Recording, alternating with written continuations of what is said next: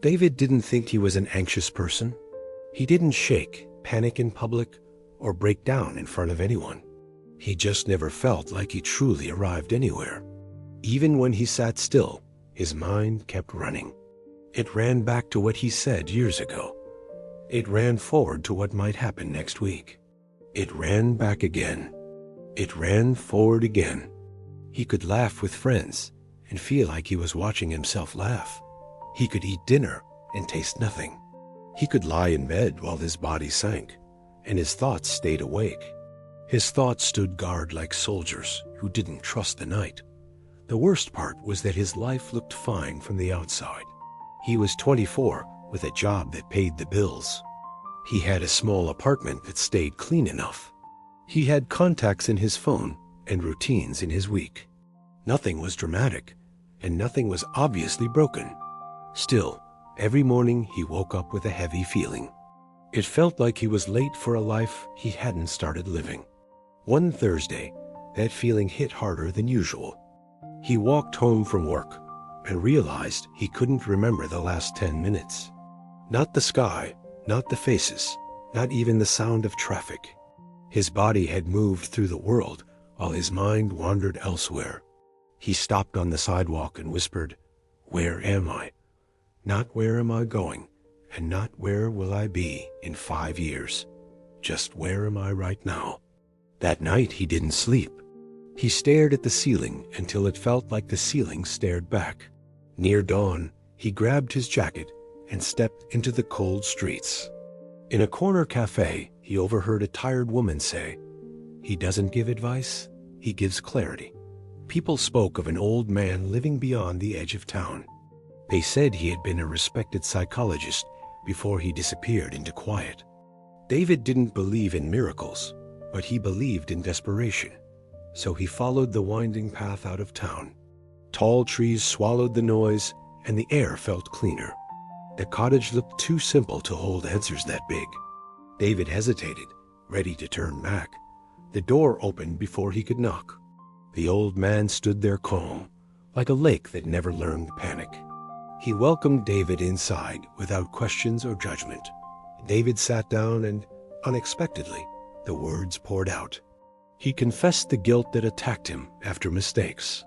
He confessed the fear that attacked him even when nothing was wrong. He admitted his mind rehearsed disasters as if rehearsal could prevent pain. "I don't feel like I'm living," he said. "I feel like I'm preparing." The old man listened with a stillness that made David feel seen. When David finished, the old man didn't quote philosophy or offer a breathing trick. He stood up and walked to a wooden table. He picked up a plain clay cup. He filled it with water until the surface trembled at the brim. He handed the cup to David as if it weighed more than water. "Walk to the ancient oak at the edge of the village," the old man said. "Touch the trunk, then return to me." David nodded, confused but willing. Then the old man added, "Do not spill a single drop." David's stomach tightened as he stared at the trembling surface. One careless step would make the water betray him. "This is my lesson?" David asked. "This is your test," the old man replied. "And your answer?" David stepped outside and tried to walk casually. The water quivered, warning him to slow down. He locked his eyes on the shimmering surface. Each step became deliberate, heel then toe. The cobblestones were uneven and cracked. Normally, he would have walked on autopilot, scrolling and disappearing into his head. Now there was only the cup and the next step. A dog barked somewhere behind him. A child laughed near the market. A bicycle bell chimed in the distance. His mind noticed those sounds but didn't chase them. Halfway to the oak, a regret rose up from the past. It came like a wave, ready to pull him under. At that exact moment, the water shifted. His hands tightened, his body corrected, and his focus snapped back. The regret faded, not because he fought it, but because he had no room for it. A few steps later, a future fear tried to rush in. Again the water trembled, and again he adjusted. His attention returned to the present like a magnet snapping to metal. For the first time in years, He felt what it meant to be in one place at one time. He reached the ancient oak and pressed his free hand to the bark. The rough grooves and cold texture grounded him like an anchor. He turned around and began the walk back. He didn't spill a drop. When he returned, his arm was sore, but his mind was quiet. Not numb and not empty, just quiet. He placed the cup on the table and exhaled like he'd been holding his breath for years.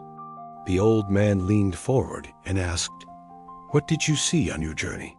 David searched his memory and realized he had barely noticed the village at all. "I watched the water," he admitted.